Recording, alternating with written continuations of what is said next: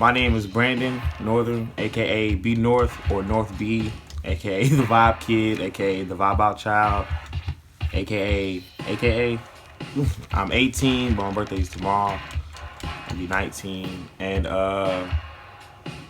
basically I manipulate records, vinyl. If that makes sense. So basically, I manipulate records. That's basically what I do. Turntablist, sampler, MPC operator. You already know.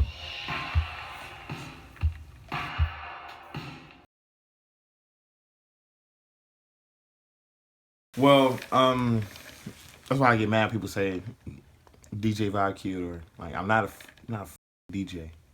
I'm a turntablist. Turntablist manipulates the record in any sort of way. That's the technical word from word definition. Word for word definition of DJ. Verbatim is a person who simply plays music. That's what a DJ is. I don't just simply, okay, let me put it on here. I don't do that. I actually physically rearrange the composition that's on the vinyl. Whether that's sampling it, digging in the crates and finding samples, or whether that's beat juggling or backspinning, where you take two physical copies, put them on both deck, basically just cut the same song over and over again. And that's how they made most of their music. Like in the Bronx, when hip hop first started and stuff, like hip hop DJing and stuff. That's how they used to do. They used to physically rewind the thing, rewind it back, and play it, because they didn't have machines, to record it on. And that tape wasn't even out. So they physically had to wind it back the part that they, wanted to sample, or they wanted to backspin for the MCs to kick their rhymes on. But yeah, so manipulating records, I do it and I do it multiple ways. I do it by just simply turning the pitch down, by scratching it. That's already two. Beat juggling, backspinning, sampling. I mean, it's a lot of ways, but like vinyl is where I make my music from. So that's why I'm big on collecting it and big on getting it and what level this on and stuff, because I mean it's important because that's how I make my music.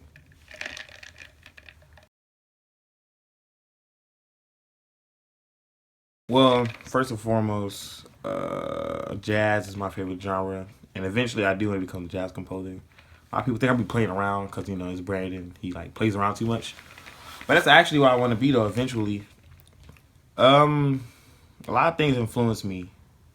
Everyday life influences me. Everyday life influences me. I swear, just looking at the NPC, like me looking at it right now, it just influenced me to get on it. Um, Vinyl really influences me. Watching DMC competitions, Rock Raider, uh, Mixed Master Rob Swift, that influences me a lot. Like I'll be at school looking at that on YouTube, be like, can't wait to get on my turntables when I get home. Jay Dilla, of course, that influences me. Flying Lotus influences me a hell of a lot. Um, John Coltrane, Miles Davis, of course. Stan Getz for real influences me. And let's see what else. It's a lot of influences. Slum Village. There's a lot of influences, like people wise. I mean, but mostly, I thought I made up sampling. When I was a toddler, I always uh, listened to songs on the radio when I was like in a car, and I remember I used to pitch them down, and then I also used to put my own drum beats over them. I remember me doing that until my dad told me what sample it was. I was like, I've been doing that my whole life, like, and then basically I was like, okay, I did invent it. What is it called? What I need to do it? Who invented everything? Who did all the breakthroughs and all that stuff? And just gathered and just basically spit my whole life and money and time into it, and I just gathered all the information and all the equipment I know. And basically, this is yeah. So now I'm up to what 5 turntables and over like 5,000 vinyl in less than a year. So I mean, it could all happen really quickly. But those are my influences, I guess.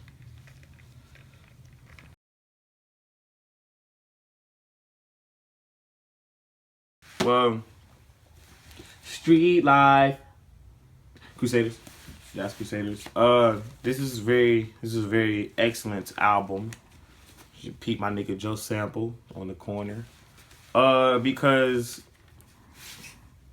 the cut master be cutting the breaks, and I have 2 copies. I have another copy of this.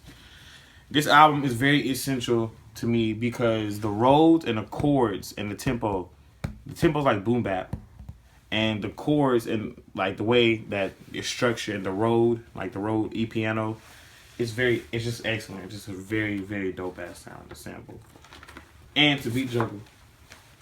This Stan Getz Aja. I mean, this is my very first vinyl sample. Very first vinyl sample. And also my very first successful beat juggle and backspin. And I didn't even make it intentional. Like, okay, I'm gonna make this my first vinyl sample. And I mean, it just so happened it was the first. So you say it took the analog virginity. It took my vinyl virginity, basically, this one. And I mean, it's Steely Dan. I mean, it's really not that much to explain. Great chords, and Black Cow is my favorite album, my favorite song on here. Not album, my favorite song, Black Cow, and it's just a dope ass song. This, come on now, just Steve Wayne. Ribbon in the sky far. It's good, bro, because Superwoman, it's like the best song on here. It's just a dope ass song, yo. Like for real, y'all. And I mean, it's great. Greatest hits, all that, man. Super dope. This is a dope record. Drum breaks out the ass. It's a lot of every time I sampled this, I never put anything on top of the sample. It was always just a bare ass sample, naked as hell on the MPC, just looped it. And it's a dope record. I can't really explain it. It's just a dope record. Got some nice drum breaks, some nice breaks and stuff. And this, come on now. Love Supreme, John Coltrane, great. Most inspirational album ever. Most soul jazz album of all time. Best-selling jazz artist of all time.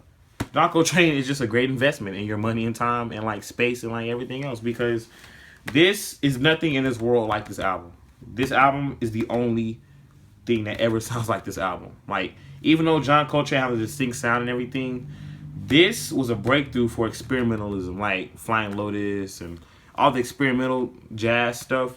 This album is probably the most experimental jazz album ever, and it only just had like 4 instruments: saxophone, upright bass, sax, and drums.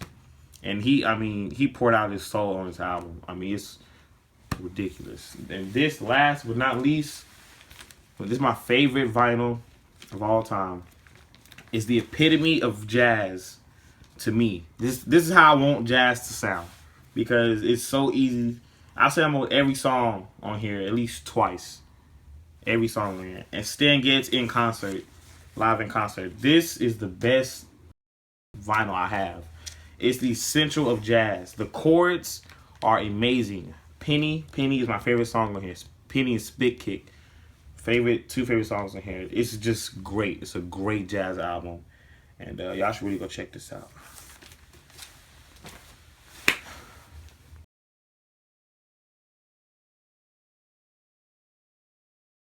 Well, I use the Akai Professional MPC 1000, came out in 2006, and the Akai Professional MPC 2000 XL, and they came out in 1999.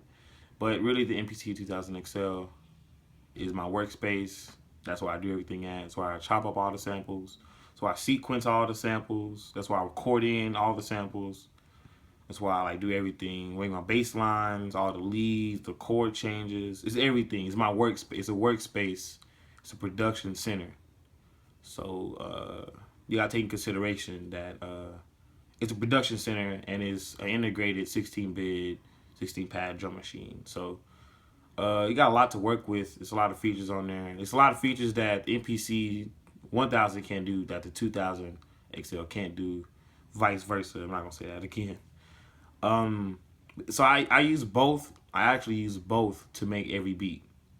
So like without the 1000, I won't be able to make beats. I use the 1000 to make samples very clean. I clean up, like Basically, it's like I found the vinyl, like I found the part I want to sample. I just clean it up, like turn up the treble, turn on the bass, stuff like that. And 2000 Excel is where I basically put everything together. So yeah.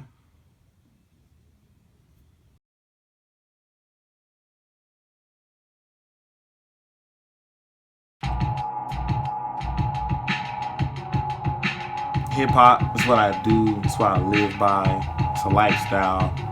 The trap stuff is sometimes cool, very cool to a minimum. Don't really like the trap sounds and stuff.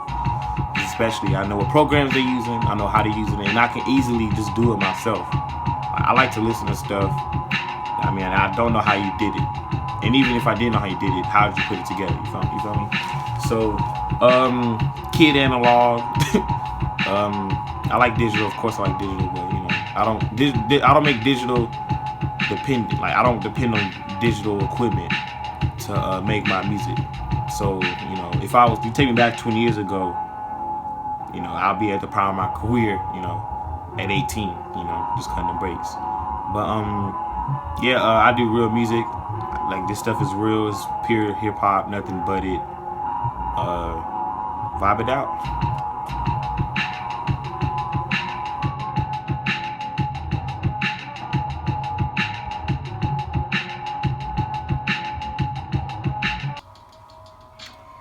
It's supposed to be tight, bro.